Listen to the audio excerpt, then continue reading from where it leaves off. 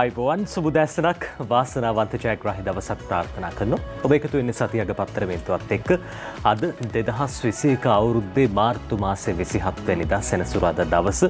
අද දවසේ ජාතික පුවත්පත් කියන තොරතුරු වගේම තවත් බොහෝ දේ අපි ඔබට කියන්න සූදානම්. විශේෂම රටේ තොටේ මේ දවස්වල සිද්ධ වෙන දේවල් බොහෝමයක් අද දවසේ ජාතික පුවත්පත් වාර්තා කරනවා. ජාතික පුවත්පත්වල වැඩි ඉඩකඩක් වෙන වෙලා තියෙනවා මේ සියලු දේවල් වලට අපි ඔබට ඒ ගැන ඉක්මනටම කියන්න සූදානම්. මාත් එක්ක ඉන්නවා සමීර. සුබදැසනක් සමීර. සුබදැසනක් නජිත්. සුබදැසනක් අපිව බලාගෙන ඉන්න හැමෝටම ප්‍රාර්ථනා කරනවා. අද මාර්තු මාසයේ 27 වෙනිදා සෙනසුරාදා දවස. නජිත් අද ඉඳලා ගත්තාම හරියටම තවත් දවස් 16කින් විතර සිංහල හින්දු අලුත් අවුරුද්ද උදා වෙනවා. අපි හැමදාම කියනවා වගේම මේ අලුත් අවුරුදු සමයේදී ඔබට රාජකාරි වැඩි වෙන්න පුළුවන්. කාර්යබහුල වීම වැඩි වෙන්න පුළුවන්. හැබැයි මේ කාර්යබහුලත්වයත් එක්ක ඔබ කල්පනා කරන්න ඕනේ සෞඛ්‍ය අවධානමකුත් රට තුල තිබෙනවා. මේ අවධානමෙන් අපි තවමත් අයින් වෙලා නැහැ. ඒ නිසා අවධානමත් එක්ක ජීවත් වෙන්න සිද්ධ වෙලා තියෙනවා. දැන් මේ සතියන්තේ නදිත් දැන් බොහෝ දෙනෙක් රෙදි පිළිගන්න එහෙම නැත්නම් සාප්පු වලට යන්න බොහෝ දෙනෙක් උනන්දු වෙන කාලවකවානුවක් තමයි. ඉතින් සෞඛ්‍ය අංශ සහ ආරක්ෂක අංශ මේ සියල්ල තවමත් උපදෙස් ලබා දී තිබෙන්නේ මේ කටයුතු වල නිරත වීමේදී එහෙම නැත්නම් සාප්පු වලට ගමන් කිරීමේදී නිරෝධායන නීති මේ සියල්ල අනුගමනය කරන්න කියලා තමයි තාම කියන්නේ. ඒ නිසා නිරෝධායන නීති ඒ විදිහටම අනුගමනය කරන්න කියලා අපි අද උදෑසනත් ඔබට මතක් කරන්න කැමතියි. දැන් ආරක්ෂක අංශ සඳහන් කරන විදිහට නිරෝධායන නීති උල්ලංඝනය කළ පිරිස 3400කට ආසන්න වෙලා තියෙනවා. මේ නඩු පැවරීම් 3400කට ආසන්න පිරිසකට සිදු කරා කියලා තමයි නියෝජ්‍ය පොලිස්පති අජිත් රෝහණ මහතා සඳහන් කළේ. මෙන්න මේ කරුණු පිළිබඳව අවධානය යොමු කරන්න තවමත් අවදානම පහව ගිහිලා නැති නිසා මේ සියලුම දේවල් ආරක්ෂක අංශ ඉටු කරමින් ඉන්නවා. ඒ නිසා ඔබ කල්පනාවෙන් ඔබ ආසාදිතයක නොවී සිටීමට වග බලා ගන්න කියලා අපි උදෑසන මතක් කරනවා. හරි දැන් මේ කරුණු මතක් කරද්දී රටේ ආසාදිතයන් ප්‍රමාණයත් අපි සඳහන් කළ යුතුමයි. 91561 දෙනෙක් 91000 සීමාව ඉක්මවා ගිහින් තිබෙන ආසාදිත වීම කොරෝනා ආසාදිතයන් ඒත් එක්කම සුව වෙච්ච පිරිසේ ප්‍රමාණය වැඩිවීමකුත් තිබෙනවා. 88145 දෙනෙක් සුව වී තිබෙනවා. පූර්ණ සුවය ලැබූ පිරිසට එකතු වෙනවා. ඒ වගේම තවමත් ප්‍රතිකාර මධ්‍යස්ථානවල ප්‍රතිකාර ලබන පිරිස 2858ක් බවට පත් වෙනවා. ඒත් එක්කම අලුතෙන් ඊයේ දවස් වන විට හඳුනා ගන්නවා 260 දෙනෙක් ආසාදිතයෝ බවට පත් වෙනවා. ඒ වගේම තමයි ඔබට සඳහන් කරන්න ඕනේ අවාසනාවන්ත ලෙස රට තුල මරණ 558ක් සිදු වෙලා තිබෙනවා. අන්න ඒ නිසා තමයි අපි ඔබට නිතර සඳහන් කරන්නේ මේ කරුණාත් එක්ක සෞඛ්‍ය නීති මේ සියල්ල තවමත් අනුගමනය කරමින් කටයුතු කරන්න කියලා. දැන් කෙනෙකුට හිතෙන්න පුළුවන් අජිත් එන්නත් කරන්නේ රට තුල සිද්ධ වෙන නිසා අපිට බය වෙන්න දෙයක් නැහැ. අපි මේ නිරෝධායන නීති අනුගමනය කරන්න ඕනේ නැහැ.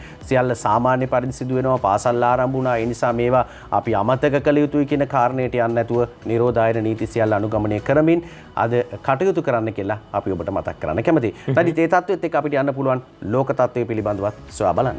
සමීර ලංකාවේ තත්ත්වය දැන් 91000කට වැඩි ආසාදිතයන් ප්‍රමාණයක් ලක්ෂයකට ආසන්නයි.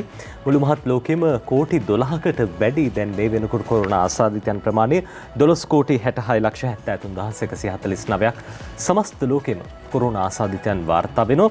ඒ අතරින් සුවය ලැබපු පිරිස 10,21,41,630ක්. ඒ වගේම අවාසනාවකට ලෝකෙම සිද්ධ වෙලා තියෙන මරණ ප්‍රමාණය 27,78,770ක්. මේ තමයි ලෝක තත්ත්වෙත් එක්ක අපේ රටේ තත්ත්වය සැලකිය යුතු මට්ටමකින් අඩු කරගන්නට අපේ රටේ ජනතාවගේ කැපවීම ඉවහල් වුණා කියන කාරණාව බොරුවක් නෙවෙයි, අසත්‍යයක් නෙවෙයි. ඒ පරිස්සම, ඒ විමසිලිමත් බව තව දුරටත් අපි ඉස්සරහට තියාගෙන කාලය ගත කළොත් ඒකී තමත් වටිනවා. ඉස්සරහට එන උත්සව සමයක් සමීර කිව්වා වගේම පරිස්සමෙන් ගත කරන්න ඕනේ. ඔය අතරේ අද දවසේ අපේ සතියක පත්තරමේන්තුව මැදිරියට විශේෂ පොතක් එවලා තියෙනවා. අපි හැම සතියෙම කියන ඔබට පොතක් තියෙනවා නම් අපිට එවන්න අපේ රටටම පෙන්වන්න සූදානම් කියලා. අපි අද තෝරගන්නේ වලව්වක ඉලව්වක් කියන මේ කෘතිය. මේක රචනා කරන්නේ W.A.J. වනිගසේකර මහත්මයා.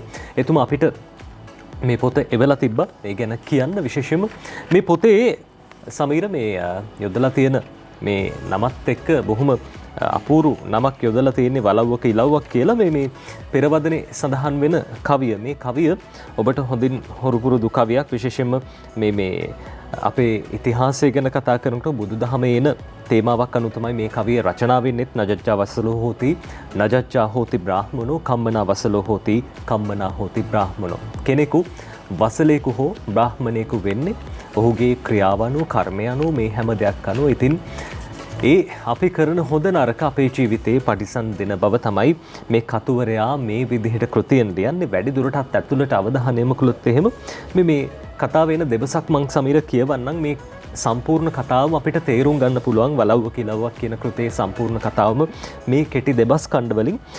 මොන බොරුදු පුතේ උඹ මට නිකන් කෝචෝ කතා කියනවා.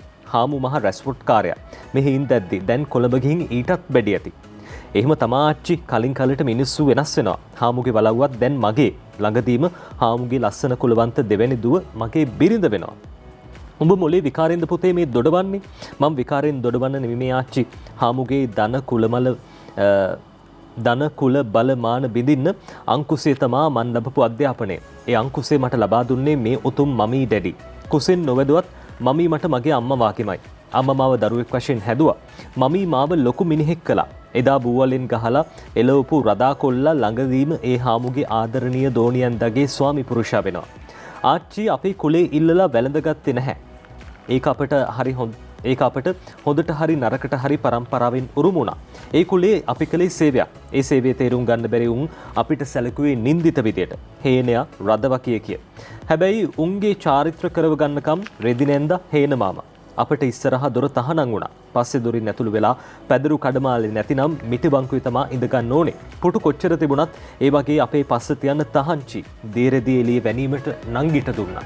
මේ තමයි මේ වලව්වක ඉලව්වක් කියන කෘතියේ සංක්ෂිප්තය. බොහොම කෙටියෙන් කියනවා නම් අතීතයේ අපේ රටේ ක්‍රියාත්මක වෙච්ච කුලවාදය පිළිබඳව කොච්චර පිරිසක් පීඩනයට ලක් වුණාද, තාඩන පීඩන වලට ලක් වුණාද මේ කුලේ හින්දා අදටත් සමහර පැතිවල තියෙනවා. ඉතින් මිනිහෙක් වසලෙක් හරි බමුණෙක් හරි වෙන්නේ ඔහු කරන ක්‍රියාවලින්, ඔහු කරපු ක්‍රියාවලින්. ඒ බව හොඳින් තේරුම් ගන්න. අද අපිට වලව්ව කිලවක් මේ කෘතියෙන් ගන්න තියෙන එකම දේත් ඒක. අපි සූදානම් අද දවසේ පත්තර සිරස්තල් බලන්න.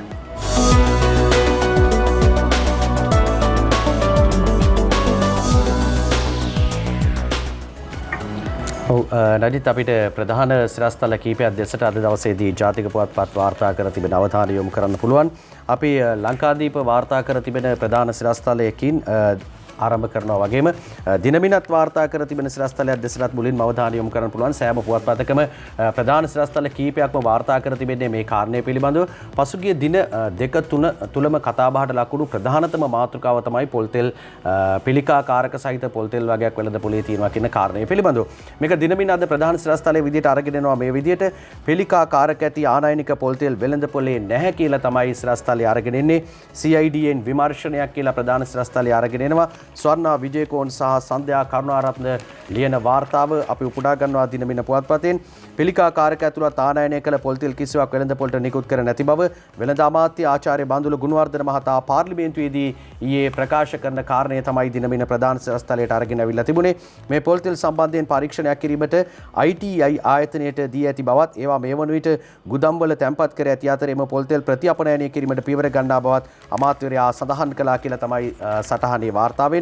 අපරාධ පරීක්ෂණ දෙපාර්තමේන්තුව හරහා මේ සම්බන්ධයෙන් පරීක්ෂණයක් කරන ලෙසට ඉල්ලා සිටින බවද අමාත්‍යවරයා පවසා තිබෙනවා. විස සහිත පොල්තෙල් පරිභෝජනයට වෙළඳ පොළට නිකුත් කර ඇති බවට විවිධ පාර්ශ්ව ගෙන යන මතවාදය සම්බන්ධයෙන් ප්‍රකාශයක් කරමින් අමාත්‍යවරයා මේ බව ප්‍රකාශ කරන්නේ. වෙළඳ අමාත්‍ය ආචාර්ය බන්දුල ගුණවර්ධන මහතා සඳහන් කරන කාරණේ තමයි ඒ විදිහට අද දවසේදී දිනමින පුවත්පතේ ප්‍රධාන සිරස්තලයට හැටියට අරගෙන ඉන්නේ. පිළිකාකාරක ඇති ආනයනික පොල්තෙල් වෙළඳ පොලේ නැහැ කියලා තමයි නජිත් සඳහන් කරන්නේ. මේ කාරණේට සෑම පුවත්පතකම ඉඩ කඩ ලැබෙනවා. අද ශ්‍රී ලංකාදීපයත් ප්‍රධාන සිරස්තලයේ විදිහට වාර්තා කරන පුවත මේ සම්බන්ධයෙන් පොල්තෙල් ගෙන්වූ සමාගම් 3ක ගබඩාවලට සීල් කන්ටේනර් 13ක් පරීක්ෂාවට කියලා සුජිත් හේවාචුලිගේ සමගින් අංජුල මහික වීරරත්න මේ පුවත ලියන්නේ. පිළිකාකාරක පොල්තෙල් ගෙන්වූ බව කියන සමාගම් 3ක ගබඩාවලට සීල් තබා ඒවායේ පොල්තෙල් වෙළඳ පොළට නිකුත් කිරීම වැළැක්වූ බව පාරිභෝගික කටයුතු පිළිබඳ අධිකාරිය පවසයි කියලා අද ප්‍රධාන සිරස්තලයේ ඔහොම ලියනකොට ඇතුල් පිටුව මේ ගැන විස්තර තියෙනවා. සීල් තැබූ ගබඩාවල පොල්තෙල් අඩංගු කන්ටේනර් 13ක් තිබෙන බව අමාත්‍යාචාර්ය බන්දුල ගුණවර්ධන මහතා පාර්ලිමේන්තුවේදී පැවසුවා. පොල්තෙල් තොගේ සාම්පල් සාම්පල් වැඩිදුර පරීක්ෂණ සඳහා කාර්මික පරීක්ෂණ ආයතනයට ITI ආයතනයට බාර දීලා තියෙනවා. කෙසේ වෙතත් පිළිකාකාරක අඩංගු පොල් තෙල් බවට එමගින් තහවුරු වූහොත් ඒවා ගෙන්වූ පුද්ගලයන්ට දඬුවම් ලබා දෙන බවද අමාත්‍යවරයා පැවසුවා. පොල් තෙල් සාම්පල් කාර්මික පරීක්ෂණ ආයතනයකට යවා ඇත්තේ ඒවා මනුෂ්‍ය ශරීරයට අහිත කර දැයි වැඩිදුරටත් පරීක්ෂණ පැවැත්වීම සඳහායයි ඇමතිතුමා මේ ගැන ඇහුවහම කියලා තියෙනවා. ඉතින් මේවා ගෙන්නපු පුද්ගලයින්ට එරෙහිව මේ දේවල් ඇත්තටම විෂනම් ගෙන්නපු පුද්ගලයන්ට එරෙහිව නීතිය ක්‍රියාත්මක කරන්න සූදානම් කියලා එතුමා රජයේ පාර්ශවයෙන් සඳහන් කරලා තිබා. අද ඩේලි නිවුස් පුවත්පතත් මේ ගැනම තමයි ප්‍රධාන සිරස්තලයේ ලියන්නේ. import of unrefined carcinogenic coconut oil, stern action against culprits. Trade minister මේ වෙළඳ අමාත්‍යතුමන් සඳහන් කරන කාරණාව මේ වගේ නු පුද්ගලයන්ට එරෙහිව දැඩි දඬුවම් ලබා දෙන බව එතුමන් සඳහන් කරනවා. stocks not released to market මේ තොග තාමත් වෙළඳ පොළට නිකුත් කර නැහැ. no political interference in probe මේ සඳහා කිසිදු දේශපාලන මැදිහත්වීමක් සිද්ධ වෙලා නැහැ. මේ පොල් තෙල් ආනයනය කරන්න ව්‍යාපාරිකයන් කූට ව්‍යාපාරිකයන් මේ දේවල් ආනයනය කරලා තියෙන්නේ. ඔවුන්ට එරෙහිව ඉදිරියේදී ඒ අවශ්‍ය ක්‍රියාමාර්ග පියවර ගන්න සූදානම් කියලා අද ඩේලි නිවුස් පුවත්පතත් ඔය ගැන තොරතුරු කියන සමීර අද දවසේ ප්‍රධාන සිරස්තල විදිහට විතරක් නෙවෙයි උපසිරස්තල විදිහට වාර්තා කරනවා. අපි ඔබට ඉදිරියේදීත් මේ ගැන කියන්න සූදානම්. ඔව් නදිත් අපිට ඊළඟට අවධානය යොමු කරන්න පුළුවන් මේ කාරණාත් එක්කම තවත් පසුගිය දේශපාලන කාරණා අතරට එන මාතෘකාවක් බවට පත් වුණා. පසුගිය කාලවකවානුවේ ජනාධිපතිවරණයේදී සහ මහමැතිවරණයේදී කතා බහට ලක් වුණා. මේ සහරාන්ලා පිළිබඳව පාස්කු ප්‍රහාරයත් එක්ක කතා බහට ලක් වෙන්න ගත්තා. දිවයින ප්‍රධාන සිරස්තලයක් අරගෙන ඇවිල්ලා තිබෙනවා මේ කාරණය පිළිබඳව. සහරාන්ලාගේ දෙදෙනෙක් තව දෙදෙනෙක් අල්ලයි කියන කාරණය තමයි අද දවසේදී වාර්තා කරන්නේ. හේමන්ත රන්දුණු ගෙනෙන වාර්තාවක් අපි උපුටා ගන්නවා දිවයින පුවත්පතේ ප්‍රධාන සිරස්තලයේ හැටියට. අන්තවාදී අදහස් පැතිරවීම ත්‍රස්ත සංවිධාන සදා අරමුදල් රැස්කිරීම ඇතුළු චෝදනා ගණනාවකට සම්බන්ධ තව්හිද් ජමාත් ත්‍රස්ත සංවිධානය සමග සමීප සම්බන්ධතා පැවැත් මුස්ලිම් අන්තවාදීන් දෙදෙනෙකු ත්‍රස්තවාදී විමර්ශන ඒකකයේ මගින් පෙරේදා අත්අඩංගුවට අරගෙන තිබෙනවා කියන කාරණේ තමයි වාර්තා කර තිබෙන්නේ. වැඩිදුර වාර්තාව මේ විදිහට ගෙන එනවා. මෙම සැකකරුවන් දෙදෙනා අත්අඩංගුවට ගෙන ඇත්තේ මාවනැල්ල සහ මඩකලපුව කාත්තන්කුඩිය ප්‍රදේශවල සිටියදී කියලා තමයි වාර්තා වෙන්නේ. තව්හිද් ජමාත් ත්‍රස්ත සංවිධානය සමග සමීප සම්බන්ධතා පැවැත්වීම සම්බන්ධයෙන් චෝදනා ලැබ අත්අඩංගුවට ගෙන සිටින මුස්ලිම් අන්තවාදීන් පිරිසකගෙන් ප්‍රශ්න කිරීමේදී හෙළි වූ තොරතුරු මත ත්‍රස්තවාදී විමර්ශන ඒකකයේ මගින් මෙම සැකකරුවන් දෙදෙනා අත්අඩංගුවට ගෙන තිබෙනවා. මේදී මාතලේ ප්‍රදේශයෙන් අත්අඩංගුවට ගත් 46 හැවිරිදි මුස්ලිම් අන්තවාදී පුද්ගලයා කලක් එක්සත් අරාබි එමීර් රාජ්‍යයේ රැකියාවක් කළ පුද්ගලයෙක් කියලා සඳහන් කර තිබෙනවා. මෙන්න මේ කාරණා තමයි ප්‍රධාන වශයෙන් සොයා බලලා තිබෙන්නේ. සහරාජ්‍යයේ දෙන්නෙක් තවත් ගෝලයෝ දෙන්නෙක් තමයි මේ විදිහට අල්ලලා තියෙන්නේ. ඉතින් මේ විදිහට තව පිරිස ඉන්න පුළුවන්. දැන් ත්‍රස්තවාදී කණ්ඩායම් වලට අනුබල දෙන පිරිස සහ මේ කණ්ඩායම් අත්අඩංගුවට ගැනීම දිගින් දිගටම සිදු කරනවා කියලා අපි දැක්ක. ආරක්ෂක අමාත්‍යවරයා පවා සඳහන් කර තිබෙනවා. සරත් වීරසේකර අමාත්‍යවරයා මේ පිළිබඳව පසුගියදා පාර්ලිමේන්තුවේදීත් ඒ වගේම මාධ්‍ය සාකච්ඡාවකදීත් ඔහු සඳහන් කළා. ඒ අනුව තමයි මේ කටයුතු දැන් සිදු වෙමින් තිබෙන්නේ නජිත්. සමීර දැන් ඔය විදිහට මේ විශේෂයෙන්ම සහරන්ගේ සමීපතම නැත්තම් මේ ගෝලයෝ අල්ලන්නේ මේ පොලිස් මෙහෙයුම් දැන් රට පුරා ක්‍රියාත්මක වෙනවා. අපි දැක්කා විශේෂයෙන්ම මේ ගැන සඳහන් කරනවා පොලිස් මාධ්‍ය ප්‍රකාශකතුමන් ඒ වගේම මහජන ආරක්ෂාව පිළිබඳව අමාත්‍යතුමන් එතුමන් සඳහන් කළා කලින් නම් විශේෂ මෙහෙයුම් තියෙනකොට දැනුම් දෙනවා. හැබැයි දැන් එහෙම දැනුම් දෙන්නෙත් නැහැ.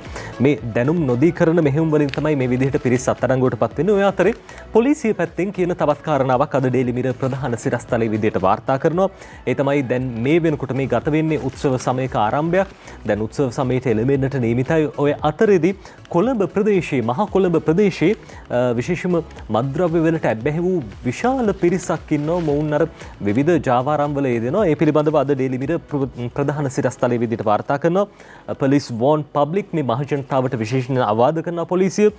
8000 drug addicts roaming in Colombo මේ විශේෂයෙන්ම කොළඹ ප්‍රදේශයේ මත්ද්‍රව්‍ය වලට ඇබ්බැහි වෙච්ච 8000ක විතර පිරිසක් නිදැල්ලේ සැරිසරමින් සමහර වෙලාවට මුදල් පසුම්බි සොරා ගන්නවා. ඒ වගේම ජනතාවට හිරිහැර පීඩා කරන මේ කටයුතු වලට සම්බන්ධ වෙලා ඉන්නවා කියලා අද ඩේලි මිරර් ප්‍රධාන සිරස්තලයේ විදිහට ලියනවා. Peta police issue a public warning cautioning people to be extra vigilant of their belongings. ඔවුන් සතු දේවල් පරිස්සම් කරගන්න මේ විදිහට දැන් වෙළඳපොළ යනවා නම් අපි දකිනවා පිටකොටුව ප්‍රදේශයේ විශාල පිරිසක් දෛනිකව මේ වෙළඳාමේ නිරත වෙන අතරදී බඩු බාහිර ආදී මිලදී ගන්න විශාල පිරිසක් පැමිණෙනවා. සමීර මේ පිරිසට දැනුම් දෙනවා පොලිසිය තමුන්ගේ බඩු බාහිර ආදී පරිස්සම් කරගන්න. මේ විදිහට මතට ඇබ්බැහි වෙච්ච පුද්ගලයන් ඉන්නවා. Policeman board issues and advises to passengers to be watchful. මේ නිරන්තරයෙන් පරීක්ෂා වෙන තමුන්ගේ මුදල් පසුම්බිය තියනවාද බස් එකේ යනකොට සමහර විට මේ දේවල් වැටෙන්න පුළුවන්. මේ දේවල් වෙනත් කෙනෙක් පැහැර ගන්න පුළුවන්. Drug addicts will be looking for mobile phones, ladies handbags, jewelry and men's wallet. විශේෂයෙන්ම මේ පිරිමි පුද්ගලයන්ගේ මුදල් පසුම්බි, ඒ වගේම ස්වර්ණාභරණ, ඒ වගේම කාන්තා අත්බෑග් සහ ජංගම දුරකථන මේ දේවල් තමයි ප්‍රධාන ඉලක්කයන් වෙලා තියෙන්නේ මේ මත්ද්‍රව්‍ය ලෝලීන්ගේ. උන්ට දැන් මේ වෙනකොට මත්ද්‍රව්‍ය මිලදී ගන්න අවශ්‍ය මුදල් ලැබෙන්නේ නැහැ. ඒ හින්දා තමයි මේ දේවල් පැහැර ගැනීමේ කටයුතු වල නිරත වෙලා ඉන්න 8000ක විතර පිරිසක් දැන් කොළඹ ඉන්නවා කියලා පොලිසිය අනතුරු අඟවනවා. අද ඩේලි මිරර් පුවත්පතේ ගැන කියනවා. අපි ඔබටත් කියන්න විශේෂයෙන් පරිස්සම් වෙන්න.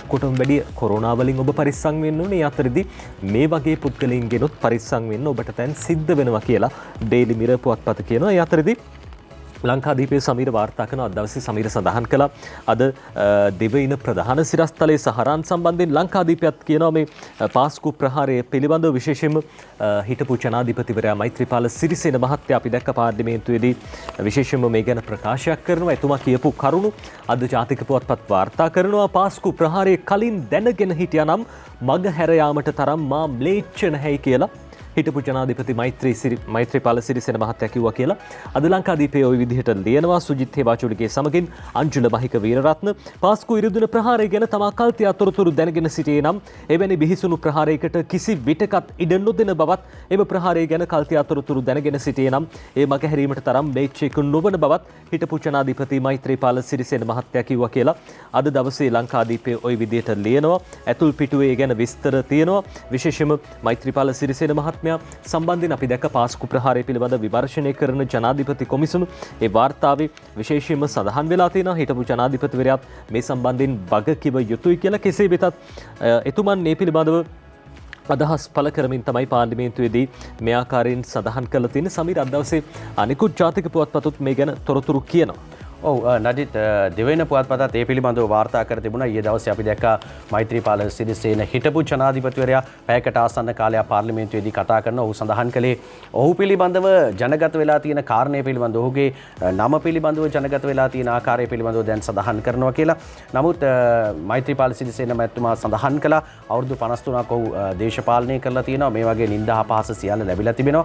ඒ වුණාට මේ කාරණේ පිළිබඳව ඔහු සඳහන් කරන්නේ මේ තමන්ගේම කැබිනට් එකේ අමාත්‍යවරයෙක් ගිහිල්ලා මාධ්‍ය සාකච්ඡාවක් තියලා කරපු ප්‍රකාශයකුත් එක්ක තමයි තමන්ගේ නමට මේ වගේ කැලලක් එකතුනේ කියලා තමයි හිටපු ජනාධිපතිවරයා සඳහන් කළේ. දෙවෙනි වාර්තා කර තිබෙනවා සිරස්තලයක් මුල් පිටුවට අරගෙන එනවා. මෛත්‍රී මැති සභාවේදී සහරාන් එළියට අදී කියලා තමයි සිරස්තලය අරගෙන එන්නේ. අකිත පෙරේරා රනිල් ධර්මසේන සමග ලියන වාර්තාව 2017 වසරේදී වරෙන්තු නිකුත් කළ සහරාන් නම තාත්තරංගොඩ ගත්තේ නැත්තේ ඇයි කියා මා 2019 වසරේ ජනවාරි මාසදී ආරක්ෂක අංශ වලින් ප්‍රශ්න කළා යයි හිටපු ජනාධිපති පොළොන්නරුව දිස්ත්‍රික් පාර්ලිමේන්තු මන්ත්‍රී මෛත්‍රීපාල සිරිසේන මහතා පාර්ලිමේන්තුවේදී ඊයේ පැවසුවා කියලා තමයි සඳහන් කරන්නේ. පාස්කු ප්‍රහාරය සම්බන්ධයෙන් විමර්ශනය කරන ලද ජනාධිපති කොමිෂන් සභාව වාර්තාව සම්බන්ධයෙන් සිව්වැනි දිනටත් ඊයේ දින පැවති පාර්ලිමේන්තු විවාදයේදී ආරම්භක කතාව සිදු කරමින් හිටපු ජනාධිපතිවරයා මේ බව සඳහන් කළේය. සහරාන්ව අත්අඩංගුවට ගන්න වරෙන්තුවක් නිකුත් කරන්නේ 2017 දී. එදා ඔහුට වරෙන්තු නිකුත් කරන්නේ ත්‍රස්තවාදියෙක් ලෙස නොවේ අන්තවාදියෙක් ලෙස නැගෙනහිර පළාතේ ගැටුමට අදාළවයි. ඔහුට වරෙන්තු නිකුත් කරන්නේ වරෙන්තු නිකුත් කළ අය අත්අඩංගුවට ගන්න එක නොගන්න එක පොලිසියට අයිති රාජකාරියක් කියලා තමයි හිටපු ජනාධිපතිවරයා සඳහන් කර තිබෙන්නේ. කොහොමුණත් කවුරු මොන විදිහට සඳහන් කළත් පාස්කු ප්‍රහාරය සිද්ධ වෙලා අවසానයි නඩිත්. ඉතින් ඒ නිසා ඊට වගකියුතු පුද්ගලයන් නීතියේ රැහැනට හසු කර ගැනීමට තමයි දැන් කටයුතු කරන්න සිද්ධ වෙලා තිබෙන්නේ. හිටපු ජනාධිපතිවරයා සඳහන් කරන්නේ තමාගේ කිසිම සම්බන්ධයක් මේකට නැහැ කියන කාරණය පිළිබඳව. ඔහු ඒ අවස්ථාවේ පිටරට හිටියා කියන කාරණයක් ඊයේ දවසේදී පාර්ලිමේන්තුවේදී සඳහන් කරනවා අපි දැක්කා. ඒ නිසා බෙහෙත් ගැනීමට ඔහු පිටරට විදේශගත වෙලා හිටියා කියලා තමයි ඔහු සඳහන් කරේ. ඒ අවස්ථාවේදී ලැබුණු දුරකථන ඇමතුම් වලට ඔහුට පිළිතුරු ලබා දීමට හැකියාවක් ලැබුණේ නැහැ කියලා සඳහනක් ඊයේ දවසේදී පාර්ලිමේන්තුවේදී කරා. මේ කොහොම වුණත් මේ කරුණ පිළිබඳව දේශපාලන පිටියේ ප්‍රධාන මාතෘකාව බවට පත් වුණා. ඊයේ දවසේදී පාර්ලිමේන්තුවේදී වාද විවාද පක්ෂ විපක්ෂ මැති ඇමතිවරුන් විශාල ප්‍රමාණයක් මේ පිළිබඳව අදහස් ප්‍රකාශ කරන ආකාරයත් අපි දැක්කා. හිටපු ජනාධිපතිතුමන් සඳහන් කරන කාරණාව සමග අපි දැක්කා එතුමන් කිව්වා මේ සහරාන්ව අල්ලන්න වරෙන්තු නිකුත් කරලා තිබ්බේ සහරාන්ව අල්ලන එක ජනාධිපතිවරයාගේ කාර්යභාරයක් නෙවෙයි. පොලිසිය විසින් සිද්ධ කරන්න ඕන කාර්යභාරයක් ඒ දේ හරියට සිද්ධ නොවුන කියලා වගේම දැන් පාස්කු ප්‍රහාරය පිළිබඳ විමර්ශන කොමිෂන් සභා වාර්තාවේ නිර්දේශ අනුව දැන් ජනාධිපතිවරයෙක් විදේශගත වෙනවා නම් ආරක්ෂක ඇමතිකම වෙනත් කෙනෙකුට පවරලා විදේශගත වීම අනිවාර්ය කරලා තියෙනවා මේ පාස්කු ප්‍රහාරය පිළිබඳ කොමිෂන් සභා වාර්තාවෙන් ඉදිරියේදී අලුත් ව්‍යවස්ථාවක් හදනකොට මේ දේවලුත් එකතු වෙයි කියලා අපි විශ්වාස කරනවා. ඔය අතරේ අද ඩේලි මිරර් පුවත්පතත් මෛත්‍රීපාල සිරිසේන මහත්තයා කියපු කතාව වාර්තා කරනවා. Easter Sunday terror attacks, former President Sirisena says suspects already held should be indicted first. මේ මුලින්ම මේ අයට නීතිමය ක්‍රියාමාර්ග ගන්න කලින් ඔවුන් අත්අඩංගුවට අරගෙන ඉන්න එවැනි කාරණාවක් මෛත්‍රීපාල සිරිසේන මහත්තයා සඳහන් කළා. සහරාන් සමග සමීප සම්බන්ධතා පැවැත්වූ ඇතැම් දේශපාලනඥයන් තවමත් නිදැල්ලේ ඉන්නවා කියන කාරණාව එතුමන් සඳහන් කරනවා. අද ඩේලි මිරර් ওই විදිහට ඒ ගැන තොරතුරු වාර්තා කරනවා.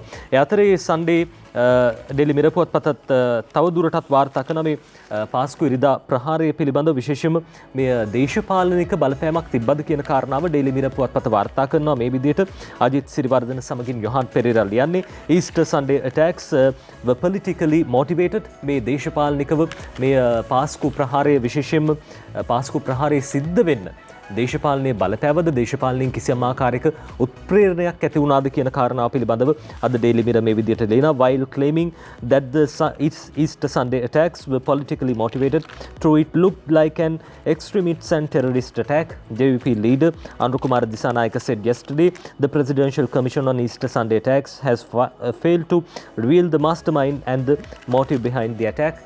විශේෂයෙන්ම අනුර කුමාර දිසානායක මහත්තයා ජනතා විමුක්ති පෙරමුණේ නායකතුමන් සඳහන් කරන කාරණාවක් අද ඩේලි මිරර් මේ විදිහට ලියන්නේ. දේශපාලනිකව කිසියම් ආකාරයක උත්ප්‍රේරණයක් සිද්ධ වුණාද? ඒ වගේම පාස්කු ප්‍රහාරය පිළිබඳ විමර්ශනය කරපු කොමිෂන් සභාවේ වාර්තාව අසමත් වෙලා තියෙනවා. මේ මහමොලකරු හඳුනා ගන්න පාස්කු ප්‍රහාරය පිටිපස්සේ හරියටම කවුද ඉන්නේ කියන කාරණාව රජය මේ පිළිබඳ විශේෂයෙන් පහුගිය දවස්වල සඳහනක් කළා.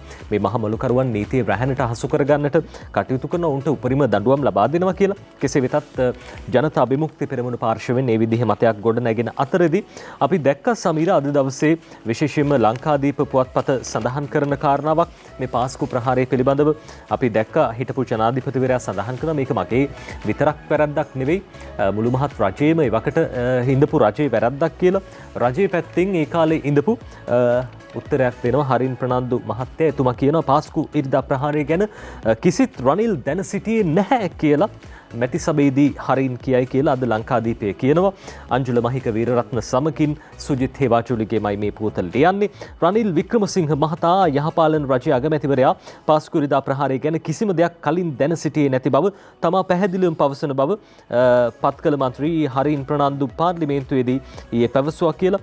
පාස්කු කොමිසමේ වාර්තා පිළිබඳ විවාදයේදී මන්ත්‍රීවරුන්ට කතා කිරීමට විනාඩි 10 බැගින් දෙන විට පාස්කු කොමිසමෙන් චෝදනාවට ලක් වූ හිටපු ජනාධිපතිවරයාට විනාඩි 60ක් වෙන් කර තිබෙන බව හරින් ප්‍රනාන්දු මහතා ඔහුගේ කතාව ඇහෙන විට ඇගේ හැම තැනකින්ම තමාට hina යන බවද කිව්වා කියලා අද දවසේ ජාතික පුවත්පත් වාර්තා කරනවා. හිටපු ජනාධිපතිවරයාට විනාඩි 60ක කාලය වෙන් කරන්නට ඇත්තේ ඕන දෙයක් කියලා සුද්ධ කරගනින් කියා වෙන්නේ නැති අනුවෙන්ද මන්ත්‍රීවරයා පැවසුවා. හරින් ප්‍රනාන්දු මහතා මේ බව කීවේ පාස්කු ඉරිදා ප්‍රහාරය පිළිබඳ සෙවීමට වත් කළ ජනාධිපති කොමිෂන් සභා වාර්තාව පිළිබඳව පැවැත්ති විවාදයට එක්වමින් එතුමට අර මෛත්‍රීපාල සිරිසේන මහත්තයා දේවල් කියනකොට ඇගේ හැම තැනකින්ම hina යනවා කියලා එතුමම සඳහන් කළා. හැබැයි එතුමම තමයි එතුමාගේ පියාණන් සඳහන් කළා තිබේ පාස්කු ප්‍රහාරයක් හෙට දවසේ එල්ල වෙන්න නියමිතයි. ඒ හින්දා පල්ලි යන්න එපා, පරිස්සම් වෙන්න. ඔය වගේ කාරණා ඔය දේවල් ඊයේ දවසේදී සනත් නිශාන්ත රාජ්‍ය අමාත්‍යවරයා ඔය පිළිබඳව හරින් ප්‍රනාන්දු හිටපු අමාත්‍යවරයාගෙන් විමසීමක් කරා. අපි දැක්ක පාර්ලිමේන්තුවේදී තමන්ගේ පියා මේ පිළිබඳව සඳහන් කරපු වෙලාවේ ඔබ නිහඬව හිටියා කියන කාරණේ. ඒත් එක්කම කුමාර වෙල්ගම පාර්ලිමේන්තු මන්ත්‍රීවරයා ඊයේ දවසේදී පාර්ලිමේන්තුවේදී සඳහනක් කළා මේ පිළිබඳව තමන්ගේ ආරක්ෂක පොලිස් නිලධාරියා දැනුවත් වෙලා සිටියා. ඒ නිසා දැන් මේක දැනුවත් වෙලා නැහැ කියන කාරණය දැන් හරින් ප්‍රනාන්දු හිටපු අමාත්‍යවරයා සඳහන් කරන ආකාරයට බොරුවක්. මොකද දැන් කුමාර වෙල්ගම මන්ත්‍රීවරයා ඊයේ පාර්ලිමේන්තුවේදීම සඳහන් කළා මම නෙවෙයි මගේ ආරක්ෂක නිලධාරියා පවා මේ පිළිබඳව දැනුවත් වෙලා හිටියා. මෙහෙම එකක් සිද්ධ වෙනවා කියන කාරණය පිළිබඳව පොලිස් නිලධාරියාගේ නම පවා සඳහන් කරමි. දැන් සමීර ඔය වගේ දේවල් ඇහෙනකොට අර අවාසනාවන්ත විදියට මියගේ 256 දෙනාගේ පවුල්වල ඥාතීන්ට මොන වගේ දේවල් හිතෙනවා ඇද්ද? මේ ප්‍රහාරය කලින් වළක්ව ගන්න තිබ්බනම් කොච්චර හොඳ දෙයක්ද? අහිංසක ජීවිත 256 ඉතුරු කරගන්න තිබ්බ. හැබැයි ඉතින් මැති ඇමතුරු දැනුවත් වෙලා ඉඳලා තියෙනවා. ආරක්ෂක නිලධාරීන් දැනුවත් වෙලා ඉඳලා තියෙනවා. දැනුවත් වෙලා නැත්තේ රටේ ජනතාව විතරයි. ඒ හින්දා තමයි මේකට වග කියන්න ඕන පිරිස් වලට දඬුවම් ලබා දෙන්න රජය කටයුතු කරන්නේ. අපි දකිනවා රජය විශේෂයෙන්ම අමාත්‍ය මණ්ඩල අනුකම්පාවක් පත් කළා තියෙනවා. ඔවුන්ගේ නිර්දේශ මාර්තු මාසයේ 31 වෙනිදා වෙනකොට ලබා දෙන්න නියමිතයි. පාස්කෝ ප්‍රහාරය පිළිබඳ විමර්ශනය කරන කොමිෂන් සභා වාර්තාවට අනුව ඒ කටයුතු ඉස්සරහට සිද්ධ වෙයි කියලා අපි විශ්වාස කරනවා. සමීර තවත් බොහෝ තොරතුරු අපිට කියන්න තියෙනවා. නඩිත් අපිට ඊයේ දවස් සුවිශේෂී වුණා ස්වාධීන රූපවාහිනී මාගෙදරට. මොකද සුමති සම්මාන උළෙලේදී අපේ සම්මාන ගොන්නට තවත් සම්මාන රැසක් එකතු කරගන්න ඊයේ දවසේදී අවස්ථාව ලැබුණා. නඩිත් අපිට ඒ අවස්ථාව ලැබුණු අවස්ථාව කොයිතරම් වටිනවද කියන කාරණය පිළිබඳව අපි අපේ සහෘද මාධ්‍යවේදීන් සමග ඒ සතුට බෙදාගත්තා. අපිට ඒ සතුට තියෙනවා. අපි නඩිත් ඒ පිළිබඳව සඳහන් කරමු අද උදෑසනම. විශේෂම සමීර දැන් ඊයේ දවසේදී අපේ රටේ ජනප්‍රියතම ටෙලිනාට්‍ය තාදි බවට පත් වුණා. ස්වාධීන රූපවාහිනිය තාදි ටෙලිනාට්‍ය විකාශය කළේ ජනප්‍රියම ටෙලිනාට්‍ය විකාශය කරපු නාලිකාව අපි. ඒ වගේම ස්වාධීන රූපවාහිනී ප්‍රවෘත්ති අංශය වැඩසටහන් අංශය මේ හැම අංශයකින්ම අපිට ඊයේ දවසේදී දස්කම් පෙන්වන්න හැකියාව ලැබුණා. ඊයේ රාත්‍රියේ අපිට බොහොම විශේෂයි. අපි බලමු ස්වාධීන රූපවාහිනිය ලබාගත් ජයග්‍රහණ ගැන.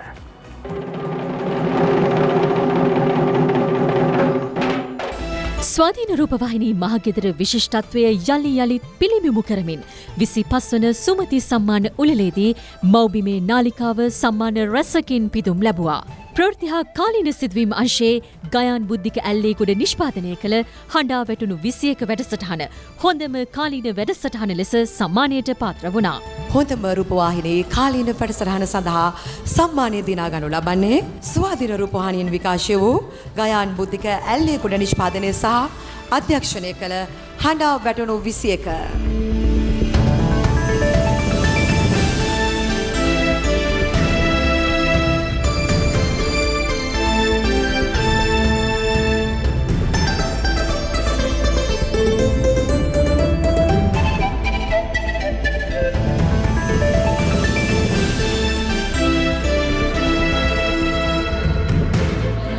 ජනජීව වේහැල්ල නිෂ්පාදනය කළ එකෝස්ටිකා අන්ලිමිටඩ් වැඩසටහනයි හොඳම සංගීත වැඩසටහන ලෙස මෙවර සම්මාන උළෙලේදී පිදුම් ලැබුවේ. වසරේ හොඳම සංගීත වැඩසටහන වෙනුවෙන් සම්මාන හිමි කරගන්නේ ස්වාධීන රූපවාහිනියෙන් නිෂ්පාදනය වූ ජනජීව වේහැල්ල අධ්‍යක්ෂණය කළ එකෝස්ටික් අන්ලිමිටඩ්.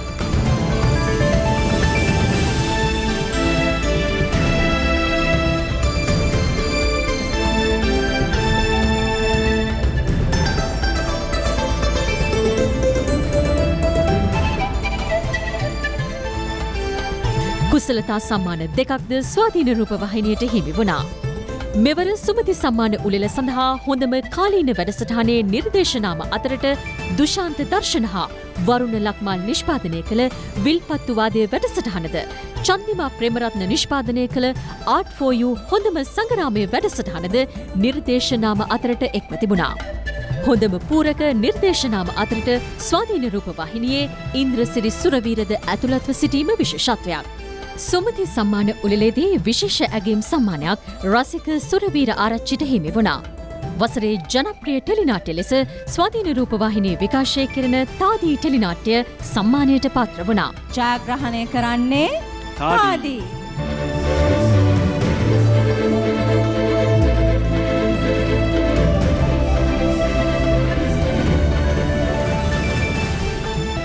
හොඳම රූපවාහිනී කාලීන ප්‍රවෘත්ති වාර්තාකරණය දෙවන ස්ථානය.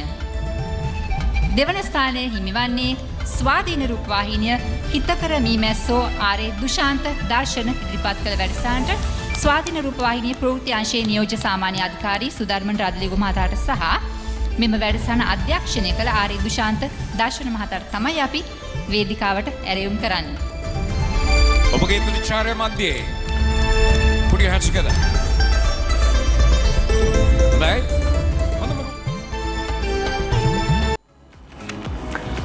හොඳයි සමීරේ තමයි ඊයේ රාත්‍රිය මනරම් විචිත්‍ර රාත්‍රියක් වුණා. ස්වාධීන රූපවාහිනිය අපි සම්මානයට පාත්‍ර වුණා. විශේෂයෙන්ම සඳහන් කරන්න ඕනේ සතියක පත්තරමෙන්තු අපේ නිෂ්පාදකතුමන් දුෂාන්ත දර්ශනත් මෙහිදී සම්මානයට පාත්‍ර වුණා. අපිට ආඩම්බරයක්. අපි මේ සියලුම සම්මානලාභීන්ට අපේ නාලිකාවේ පමණක් නෙවෙයි සුමති සම්මානලාභීන් සියලු දෙනාටම සුබ පතනවා. විශේෂයෙන් දක්ෂකම් දක්වපු පිරිසක් සම්මානයට පාත්‍ර වුණේ. ඉතින් ඔවුන් සියලු දෙනාට නැවත නැවතත් අපි සුභාශිංසනය කරන අතරදී අද දවසේ ජාතික පුවත්පත් තොරතුරු වාර්තා කරන දැන් අපේ රටට එල්ල වෙලා තියෙන අභියෝග අතරදී ජිනීවා අභියෝගයත් බොහොම විශේෂයි. පහුගිය දවස්වල වැඩියෙන් කතා වුණා ජිනීවා යෝජනාව පිළිබඳව. රටවල් කිහිපයක් විරුද්ධත්වයේ පළ කරන අතරදී අපි දැක්ක යෝජනාවට පක්ෂව රටවල් කිහිපයක් පළ කළ තිබ. හැබැයි බහුතරය හිමුනේ ඒ යෝජනාවට විරුද්ධව. සමීර ඔව් නඩිත් මේ පිළිබඳව අද ජාතික පුවත්පත් වාර්තා කර තිබෙනවා. පක්ෂ විපක්ෂ මත අතරේ අපිට ලැබෙනවා දිනබින පුවත්පතේ ප්‍රධාන පිටුවේ වාර්තා වන සිරස්තල කීපයක් දෙසට අපි අවධානය යොමු කරන්නේ. දිනබින වාර්තා කර තිබෙන ප්‍රධාන සිරස්තලයක් ජිනීවා යෝජනාවේ ප්‍රතිඵල සමස්ත ජනතාවටම ලැබෙයි කියලා සමගි ජනබලවේගයේ පාර්ලිමේන්තු මන්ත්‍රී පාටලී චම්පක රණවක මහතා කියන කතාවත් දෙසටයි අපි අවධානය යොමු කරන්නේ. එක්සත් ජාතීන්ගේ මානව හිමිකම් යෝජනාව සම්මත වීම වළක්වා ගැනීමට ආණ්ඩුව ක්‍රියා නොකිරීමේ හානිය ජනාධිපති අගමැති ඇතුළු මැති ඇමතිවරුන්ට පමණක් නොව මුළු ශ්‍රී ලංකාවටම අනාගතයේ බෙදා ගැනීමට සිදුවනු ඇතැයි සමගි ජනබලවේගයේ පාර්ලිමේන්තු මන්ත්‍රී පාටලී චම්පික රණවක මහතා කියන කතාව වාර්තා වෙනවා.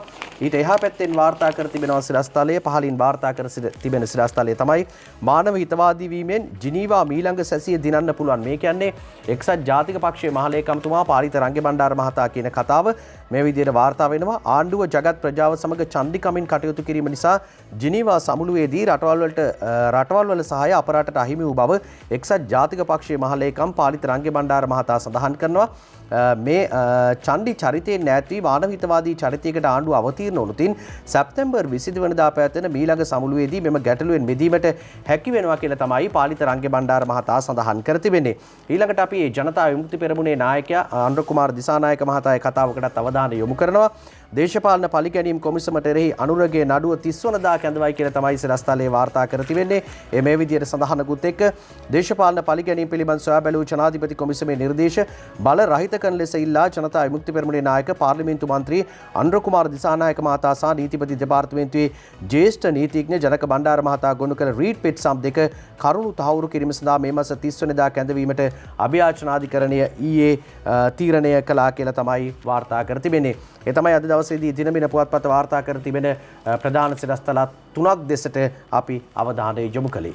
දැන් විශේෂයෙන් සමීර අපේ රටේ විවිධ ප්‍රශ්න ඇති වෙන විවිධ කාලවලදී ජාතීන් අතර අරගල ඇති වෙන්න ලොකුම හේතුවක් උනේ අධ්‍යාපනය නිසි ආකාරයෙන් ලැබුණා නම් හරි විදියට ලැබුණා නම් මේ විදියට ජාතීන් අතර අසමගිය ඇති වෙන්න හේතුවක් නැහැ. මේ නිසාම තමයි අපි දැක්කා පහුගිය කාලේ පුරාවට මද්‍රසා පාසල් මේ හැම දෙයක්ම තහනම් කරන්න කටයුතු කළේ රටේ හැමෝටම නිවැරදි එක අධ්‍යාපන ප්‍රතිපත්තියක් තියෙන්න ඕනේ. ඒ වෙනුවෙන් දැන් වැඩපිළිවෙල ක්‍රියාත්මකයි. ඊයේ දවසේදී අතිගරු ජනාධිපතිතුමන්ගේ ප්‍රධානත්වයෙන් විශේෂ වැඩසටහනක් ආරම්භ වුණා. මේ අධ්‍යාපනය නවීකරණය කරන්න අලුත් සැලසුම් හදන්න අධ්‍යාපනය යන්න ඕනේ කොයි පැත්තටද කියලා ජනතාවගෙන් අදහස් ලබා ගන්නත් ඉදිරියේදී කටයුතු කරනවා. ඊයේ දවසේ පටන් ඒ කටයුත්ත ආරම්භුණා.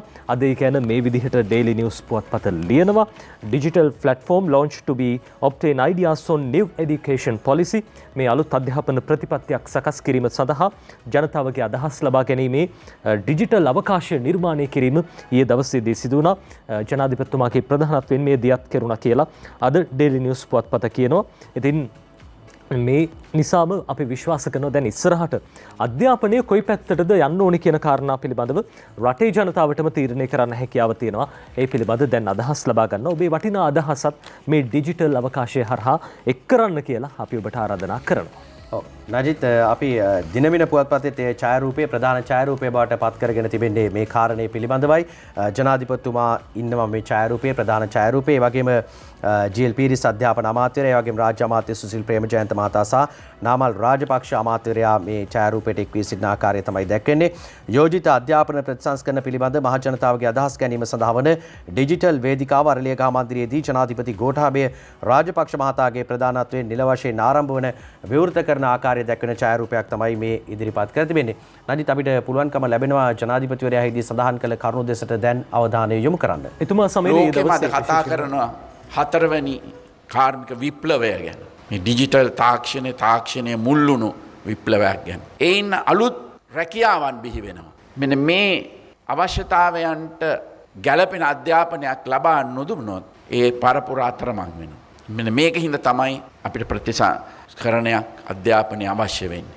අපි 20යි 23 වර්ෂය වන විට දැනට පවතින ඉන්ටර්නෙට් සහ තාක්ෂණික හිඟය ඉවත් කරලා ශ්‍රී ලංකාවේ අධ්‍යාපන ක්‍රමයේ නූතන ලෝකයට තවත් ලං කිරීමට අපි කටයුතු කරනවා. හොඳයි තමයි ජනාධිපතිතුමන්ගේ අදහස් සමීර අපි අර කියාගෙන ආවේ එතුමන් මේ උත්සවයේදී සඳහන් කරනවා අර ගොඩක් අය මේ කියව ඉන්නවා විතරයි කිසි කෙනෙක් ප්‍රායෝගිකව මේ දේවල් කරලා පෙන්නන්නේ නැහැ. ඉතින් ඒ වගකීමේ අභියෝගී ජනාධිපතිතුමන්ගේ කරමත පැවරලා තියෙන එතුමන් සඳහන් කරන ඉස්සරහට කොහොමද අපේ රටේ අධ්‍යාපනයේ මේ තාක්ෂණයත් එක්ක ගමන් කරන්න කියන කාරණා පිළිබඳව ඔය අතරේදී තමයි ජනාධිපතිතුමන් ගම සමග පිළිසඳර වැඩසටහන ක්‍රියාත්මක කරන්නේ ගමට ගිහිල්ලා ජනතාවගේ අදහස් යෝජනා ලබා ගනිමින් රටේ සංවර්ධනය කරන්න ඕනේ කොහොමද කියලා එතුමන් සෑහෙන වෙහෙසක් මහන්සියක් වෙමින් ඒ වැඩ කටයුතු සිදු කරනවා. අදත් ගම සමග පිළිසඳර වැඩසටහන පැවැත්වෙනවා.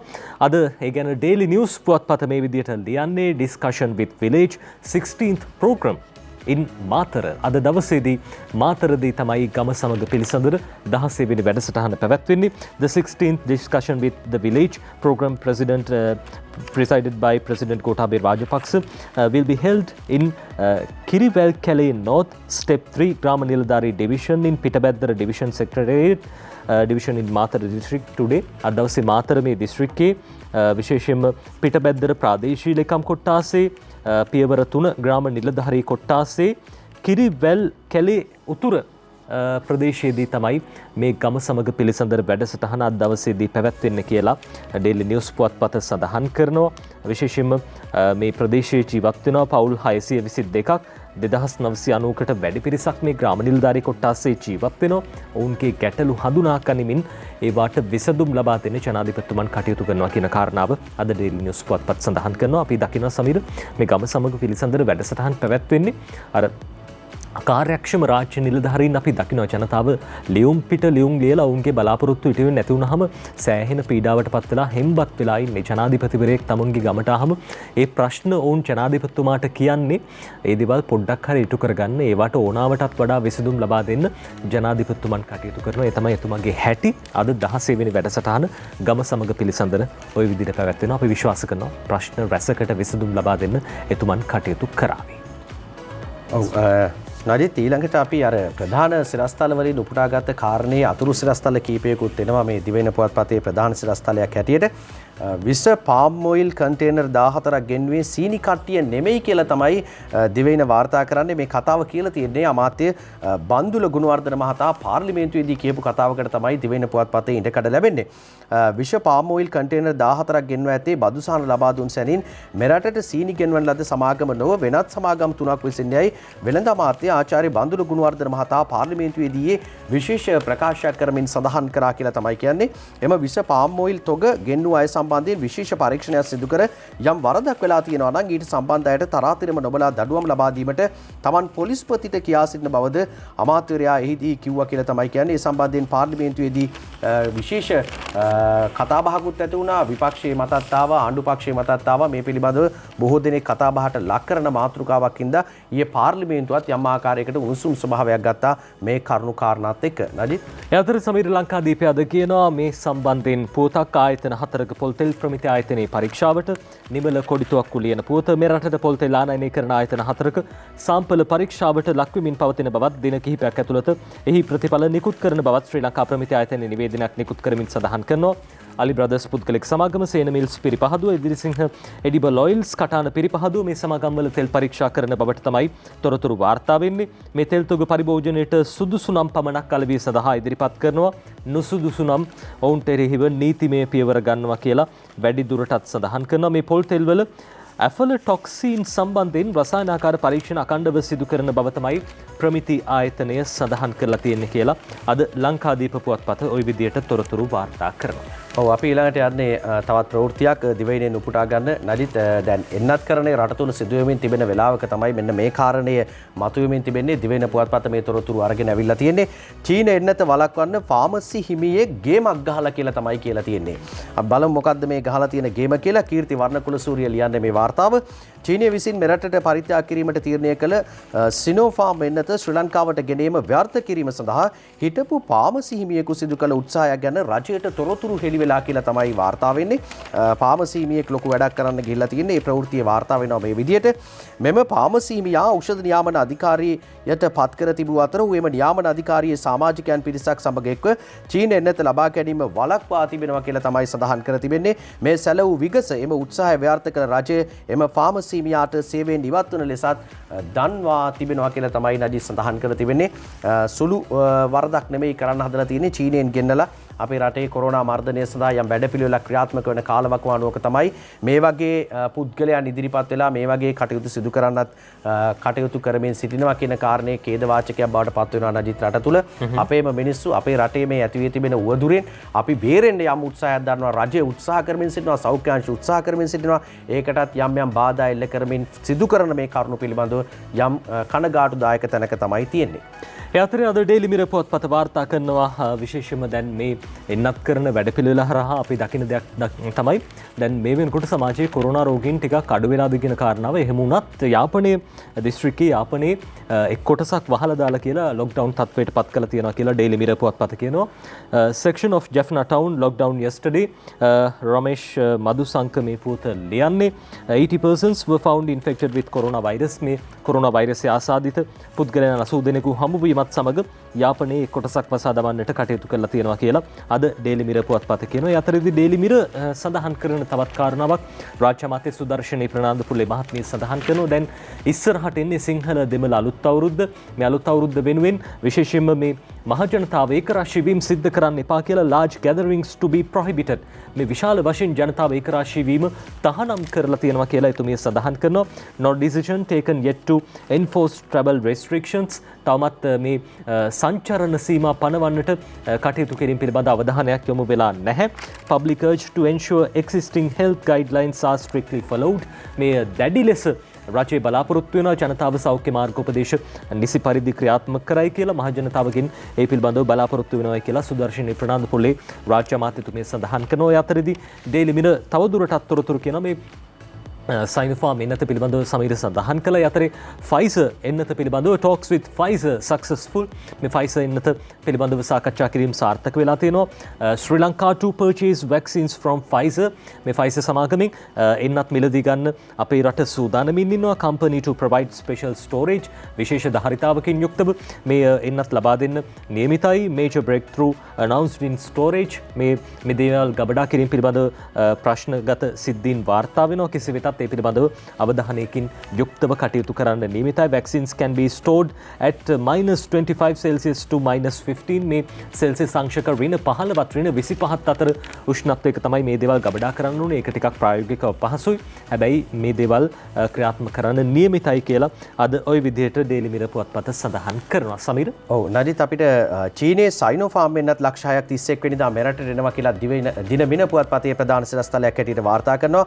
චීනයේ Sinopharm කොවිඩ් එන්නත් මාත්‍රා ලක්ෂ 6ක් ලබන 31 වෙනිදා මෙරට ලැබෙන බව ඖෂධ නිෂ්පාදනයේ සැපේ මහා නියාමන රාජ්‍ය අමාත්‍ය මහාචාර්ය චන්න ජයසුමන මහතා දින මින පුවත්පතට වාර්තා කර තිබෙන ප්‍රවෘත්තියත් අපි ඔබට සඳහන් කරනවා. නැවතත් සූදානම් ජාතික පුවත්පත්වල තොරතුරු දෙසට අවධානය යොමු කරන්න. මැතිවරණ ක්‍රමය පිළිබඳව කතාබහට ලක් වෙමින් තිබෙන කාලවකවානුවක් දිවෙන පුවත්පත වාර්තා කර තිබෙනවා සිරස්තලයක්. මැතිවරණ ක්‍රමය වෙනස් කරන්න තේරීම් කාරක සභාවක් දිනේෂ් ගුණවර්ධන අමාත්‍යවරයා සඳහන් කරන කාරණය ලැබූ ජනවරම අනුව මැතිවරණ ක්‍රමය සංශෝධනය කිරීමට තේරීම් කාරක සභාවක් ආණ්ඩුව විසින් පත් කළ බව සභානායක අමාත්‍ය දිනේෂ් ගුණවර්ධන මහතා පාර්ලිමේන්තුවේදී ඊයේ සඳහන් කර තිබෙන කාරණයට ඉඩකඩ ලැබෙනවා. නව ආණ්ඩුක්‍රම ව්‍යවස්ථාව සැකසීම සඳහා නීතිඥ මණ්ඩලයක් වෙනුවට තේරීම් කාරක සභාව පත් කර මැතිවරණ ක්‍රමයේ සංශෝධනයේද ඊටම ඇතුළත් කළොත් ඊට විපක්ෂයේ නියත වශයෙන්ම සහභාගී වන්නේ යයි කියමින් මතු කළ ප්‍රශ්නයක් සම්බන්ධයෙන් පිළිතුරු ලබා දෙමින් තමයි දිනේෂ් ගුණවර්ධන මහතා පාර්ලිමේන්තුවේදී මේ කතාව සඳහන් කර තිබෙන්නේ. දැන් අද ඊට පහලින් ශ්‍රී ලංකා නිදහස් පක්ෂයෙන් දෙන කතාවකුත් වාර්තා වෙනවා. අලුත් ව්‍යවස්ථාවකදී විධායක ජනාධිපති ක්‍රමය අහෝසි කරන්න ශ්‍රී ලංකා නිදහස් පක්ෂය කියලා තියෙන්නේ. රාජ්‍ය සේවකයන්ට දීත්ව පුරැසිභාවය දෙන්න එපා ශ්‍රී ලංකා නිදහස් පක්ෂයෙන් යෝජනා බාර දෙයි කියලා තමයි කියන්නේ. නව ආණ්ඩුක්‍රම ව්‍යවස්ථාවකදී විධායක ජනාධිපති ක්‍රමය වෙනස් කිරීම සම්බන්ධයෙන් තමයි ඔවුන් වාර්තා කරන්නේ. ඇතුළු යෝජනා රැසක් සහිතව වාර්තාවක් ශ්‍රී ලංකා නිදහස් පක්ෂය විසින් නව ව්‍යවස්ථා කෙටුම්පත් කිරීමේ කමිටුව වෙත ඊයේ බාර දී තිබෙනවා. නව ව්‍යවස්ථාවකට කරුණු ඉදිරිපත් කිරීමට ශ්‍රී ලංකා නිදහස් පක්ෂය විසින් පත් කරන ලද කමිටුවේ සභාපති අමාත්‍ය නිමල් සිරිපාද සිල්වා, පක්ෂ මහලේකම් දයාසිරි ජයසේකර ඇතුළු පිරිසක් ඊයේ සවස බණ්ඩාරනායක සම්මන්ත්‍රණ ශාලාවේදී නව ව්‍යවස්ථාවක් කෙටුම්පත් කිරීම සඳහා පත් කළ කමිටුවට මෙම යෝජනා බාර දුන්නා කියලා තමයි දිවයින වාර්තා කර තිබෙන්නේ. අලුත් ව්‍යවස්ථාවකට ශ්‍රී ලංකා නිදහස් පක්ෂයේ පැත්තෙන් එන යෝජනා ටික ලැබිලා තියෙනවා. ඔයතර ඩේලි නිවුස් පුවත්පත කියනවා පාර්ලිමේන්තුව ලබන 5 වෙනිදා ඉඳන් 9 වෙනිදා දක්වා දවස් 5ක් කැඳවන්න නියමිතයි. Parliament to convene from April 5 to 9 විශේෂයෙන්ම දැන් මේ පාර්ලිමේන්තුව කැඳවන්න නියමිත වෙලා තියෙන්නේ. අපි දැක්කා වාචික ප්‍රශ්න වලට පිළිතුරු දෙන්න වෙලාවක් නැහැ කියලා විපක්ෂෙන් චෝදනාවක් එල්ල වෙනවා. මේ වාචික ප්‍රශ්න ඉදිරිපත් කිරීම සඳහා එළඹෙන 5 වෙනිදා ඉඳන් 9 වෙනිදා වෙනකම් පාර්ලිමේන්තුව කැඳවනවා කියලා අද ඩේලි නිවුස් පුවත්පත ඔය විදිහට කියනවා. ඔව් නජිත් අපි දිනමින වාර්තා කර තිබෙන තවත් සිරස්තලයක් දෙසට අවධානය යොමු කරනවා. නීතියට පටහැනිව නඩු දාලා ජොනි සතුස් නඩු වලින් නිදහස් කියලා තමයි ප්‍රධාන සිරස්තල ඉහළින්ම වාර්තා කර තිබෙන්නේ.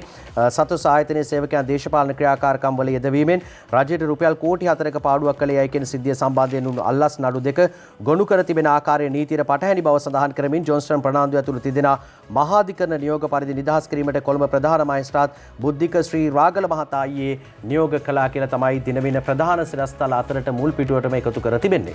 අද දවසේ ලංකාදීපේ කියනවා බැඳුම් කර දෙවෙනි නඩුව රවි ඇතුළු 7 දෙනා 31 තෙක් යලි රිමාන්ඩ්. මනෝප්‍රිය ගුණසේකර ලියන්නේ මහ බැංකුව විසින් භාණ්ඩාගාර බැඳුම් කර නිකුත් කිරීමේදී රජයට රුපියල් කෝටි 1500ක පමණ පාඩුවක් සිදු කළ බවට චෝදනා ලැබ සිටින හිටපු මුදල් අමාත්‍ය රවි කරුණානායක මහතා ඇතුළු විත්තිකරුවන් 7 දෙනා ලබන 31 වෙනිදා දක්වා තවදුරටත් රක්ෂිත බන්ධනාගාර ගත කළයි කියන අතරදී අපි අද දවසේ අවසාන පුවත විදිහට තෝරගන්නවා ඩේලි මිරර් පුවත්පත වාර්තා කරන තොරතුරක්. අපි දැක්කා පස්සර බදුල්ල ප්‍රදේශයේ මේ බස් රථ අනතුර යනතුරින් තමන්ගේ දෙමෝපියන් අහිමි වුණා පුංචි දරුවෝ 3 දෙනෙක්ට මේ දරුවන්ගේ බහරකාරත්වය ලබා ගන්නට වෛද්‍යවරයෙකු සහ ඔහුගේ බිරිඳ ඉදිරිපත් වෙලා තියෙනවා කියලා බොහොම අනුවේදනීය කතාවක් ඩේලි මිරර් කියන්නේ. 3 children whose parent died in Passara bus accident. Doctor and wife volunteer to be foster parents. මේ කැපකරු මාපියන් විදියට ඔවුන් කටයුතු කරනවා කියලා මේ පුංචි දරුවෝ 3 දෙනාගේ ඡායාරූපත් එක්ක අද දවසේදී වාර්තා කරනවා ප්‍රසන්න පත්මසිරි. ඉතාමත් අනුවේදනීය කාරණාවක්. මේ පුංචි දරුවෝ 3 දෙනාගේ අනාගතය මේ බාරගෙන තියෙනවා වෛද්‍යවරයා සහ ඔහුගේ බිරිඳ. ඔවුන්ගේ ඒ කැපවීම අනිවාර්යෙන්ම අගය කළ යුතුයි. සමීර අපි සූදානම් අද දවසේ විදේශ පුවත් බලන්න. විශේෂයෙන් අද ලංකාදීපයේ විදේශ තොරතුරු අතිරේකයෙන් කියනවා මා බලයේ සිටින අතුරු චීනයට ලෝක බලවතා වෙන්න ඉඩ දෙන්නේ නැහැ කියලා. කවුද මෙහෙම කියන්නේ? ඇමරිකා ජනාධිපති ජෝ බයිඩන්. චීනය සමග දැඩි විරසකයක් තියෙනවා ඇමරිකාව. ඒ හින්දා ඒ කාරණාව සඳහන් කරලා තියෙනවා. ඒ අතර ඉන්දියාවේ ප්‍රධාන ප්‍රාන්ත 5ක මැතිවරණ අද සිට ආරම්භ වෙනවා කියලත් ලංකාදීපය විදේශ තොරතුරු අතිරේකයෙන් ඔහොම කියනවා. ඔව් අපි ක්‍රීඩා ප්‍රවෘත්ති අධ්‍යක්ෂට අවධානය යොමු කරනවා. දිවයින ක්‍රීඩා පිටුවේ වාර්තා කර තිබෙන්නේ කොදෙව්වෝ ජයමග අහුරති කියන සිරස්තලයත් එක්ක පළමු ටෙස්ට් තරගයේ විසඳුමකින් තොරව නිමා වෙන ප්‍රවෘත්තියට තමයි ඉඩකඩ ලැබෙන්නේ. අපි ඊළඟ ටෙස්ට් තරගය පිළිබඳව මතක් කරන්න ඕනේ. පළමු තරගයේ පරාජයට පත්වන්නේ නැහැ කිසිම කණ්ඩායමක්. ජය පරාජයෙන් තොරව නිමාවටපත් වෙනවා. දෙවනි තරගයේ ලෝක ශූරතා ටෙස්ට් තරගාවලිය යටතේ පැවැත්වෙන මෙම තරගාවලියේ දෙවනි තරගය ලබන 29 වෙනිදා අනිද්දා පැවැත්වෙන අතරේම තරගය පැවැත්වෙන්නේ පළමු ටෙස්ට් ක්‍රිකට් තරගය පැවැති නෝර්ත් සවුත් ඊස්ට් ශ්‍රීමත් විවියන් රිචඩ්ස් ක්‍රීඩාංගණයේ කියලා තමයි තොරතුරු වාර්තා කර තිබෙන්නේ. ඊළඟ ටෙස්ට් තරගයේ 29 වෙනිදා ඔන්න බලන්න පුළුවන්. අපි සූදානම් කාටුන් බලන්න.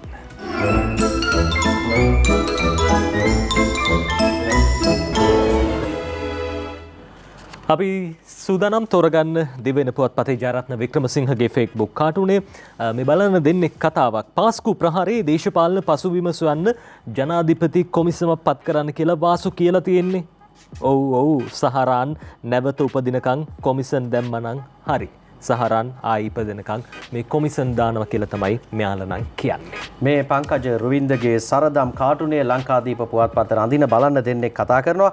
අප්‍රේල් 1 වෙනිදා සිට සුදු කැකුළු 95ට නාඩු සහ ලණු 3ට දෙනවා කියලා මහින්දානන්ද කියනවා කියලා කියනවා. අනිත් කෙනා කියනවා ඇයි සෑර් ඕක මෝඩයාගේ දවසේම පටන් ගත්තේ කියලා තමයි අහන්නේ. අප්‍රේල් 1 වෙනිදා කියන්නේ හරිත් මෝඩයාගේ දවස කියලා තමයි කියන්නේ. ඉතින් එදාම මේක පටන් ගත්තේයි කියලා තමයි මේ අහන්නේ.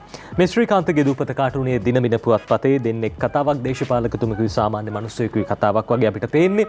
ඔය දෙන කියනවා ඉන්දියාව එන්නත වෙන රටවලට නොදුන්නට අපිට දෙනවලු බං. ඉන්දියාව වෙන රටවලට දුන්නේ නැති වුණාට මේ එන්නත අපේ රටට දෙනවලු බං. අපි තරම් රටහරක් වෙන කොහෙවත් නෑනේ සර්. ඔය එන්නත හොඳ නෑ කියලා කතාවකුත් තියෙනවනේ. ඒකයි ඔහොම කියලා තියෙන්නේ. මේ අංජනගේ කාටුන් අපි බලමු. මෙන්න දෙන්නේ කතා කරනවා මේ විදිහට තමයි කියන්නේ. මහින්දානන්ද කියනවා පුරන් කුඹුරු කියන වචනය ශබ්දකෝෂයෙන් අයින් කරනවලු. සමහරු ඇදුවේ කුඹුරු කියන වචනය අයින් කරන්නනේ කියලා කියනවා. පුරන් කුඹුරු නෙමෙයි කුඹුරු අයින් කරන්න තමයි පසුගිය කාලවක වහනුවේදී ඇදුවේ කුඹුරු රටට අවශ්‍ය නැහැ කියන කාරණේ නදී. මේ තමයි අංජනගේ කාටුන් වලින් ඉදිරිපත් කරලා තියෙන්නේ. ලංකාදීප පුවත්පතේ 30 හේවා 20ගේ හිනාවැස්ස කාටුනේ අපි තෝරගන්නේ මේ බලන්න මේ සජිත් මහත්තයා බොක්සිං වලල්ලට ගිහින් දෙන්නම් බැටේ කියලා කාටද මේ පහර දෙන්නේ රජයට පහර දෙන්නේ දෙන්නම් බැටේ කියලා දාඩිය දාගෙන ඔන්න දැන් මේ දවස්වල හොඳටම ගහනවා රජයට. ඔව් මේ බෙම්පියා අද දවසේදී අඳින්නේ දිවෙන පුවත්පතට කාටුන් එක. මේ විදිහට රනිල් වික්‍රමසිංහ මහත්මයා වගේ කෙනෙක් ඉන්නවා. ඔහු සඳහන් කරනවා මෙන්න මේ වගේ කාරණයක්. කොපමණ අභියෝග පැමිණියත් අපි රුපියල බාල්දු වීමට ඉඩ දුන්නේ නැහැ කියලා කියනවා. හැබැයි සාමාන්‍ය වැසියා කියනවා මෙන්න මෙහෙම. හැබැයි සර් අභියෝගය ඇවිල්ලා UMP එක නම් බාල්දුනා නේද කියලා රනිල් වික්‍රමසිංහ මහත්තයාගේ ප්‍රශ්න කරනවා. මේ ලංකාදීප පුවත්පතේ සුවාරිස් කාටුනේ දාස හපුවාලානගේ අඳින්නේ මේ බලන්න ගණන් සර්ලා ගැන තමයි කියලා තියෙන්නේ. ඒක පැත්තකින් ඈත ඉඳන් බන්දුල මහත්තයා වගේ කෙනෙක් බලන් ඉන්නවා. මේ බෝඩ් එක ගාවට වෙලා දිනේෂ් ගුණවර්ධන මහත්තයා ගණන් එකතු කරනවා ජිනීවා යෝජනාවේදී අපිට ඡන්දෙ ලබා දුන්නු රටවල් ඔන්න දැන් 22ක් පක්ෂව දීලා විරුද්ධව දීලා තියෙන්නේ 11ක්. ඔය අතරේ ඡන්දෙ නොදුන් ගාන 14යි. ඒ අතරේදී 11යි 14 එකතු ඔන්න දැන් 25ක් කියලා මේ 25 බහුතරය 22කට වඩා වැඩි. ඒ කියන්නේ රටවල් වැඩි ගණනක් අපිත් එක්ක ඉන්නවා කියලා කියන අතරදී පැත්තකින් සුවාරිස් ඉඳගෙන කියනවා සෑර්ගේ ගණිතයත් ආචාර්යතුමාගේ ආර්ථික විද්‍යාව වගේ කියලා. කවුද මේ ආචාර්යතුමා?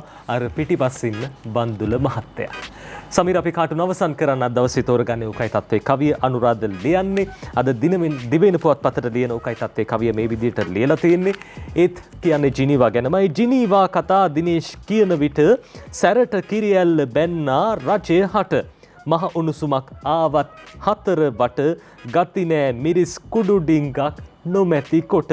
ජිනීවා කතා දිනේෂ් කියන විට සැරට කිරිඇල්ල බැන්නා රජය හට මහ උණුසුමක් ආවත් හතර වට ගති නෑ මිරිස් කුඩු ඩිංගක් නොමැති කොට කියලා ওই විදිහට අනුරාධ උකයි තත්ත්වේ කවිය ලියන්නේ. අර පාර්ලිමේන්තුවේ නිකන් හරි අඩුපාඩුවක් වෙලා වගේ මේ දවස්වල මිරිස් කුඩු නෑ වතුර ගහ ගැනීමලි නෑ. ඉතින් ඒ කොහොමුණත් සුබවාදී දේශපාලනයක් රටට තියෙන්න ඕනේ. පාර්ලිමේන්තුව ප්‍රජාතන්ත්‍රවාදී උත්තරීතර ආයතනයේ උත්තරීතර ආයතනයේ ගෞරවය සුරකින්න මැති ඇමතුරු කටයුතු කරන්න ඕනේ. රටේ ජනතාවගේ ආර්ථිකය අඩියක් හරි ඉහළට තියන්න මේ മന്ത്രിවරුන්ට හැකියාව ලැබෙන්න කියලා අපි සතියක පත්තරමේන්තුවෙන් ප්‍රාර්ථනා කරනවා. ඔව් නදීත් එහෙමනම් අපි මේ ප්‍රාර්ථනාවත් එක්ක අද දවසේදී සමුගන්න සූදානම් වන්නේ සතියක පත්තරමේන්තුව තුලින්. ඔබට සුබදායි හෙටක් ප්‍රාර්ථනා කරමින්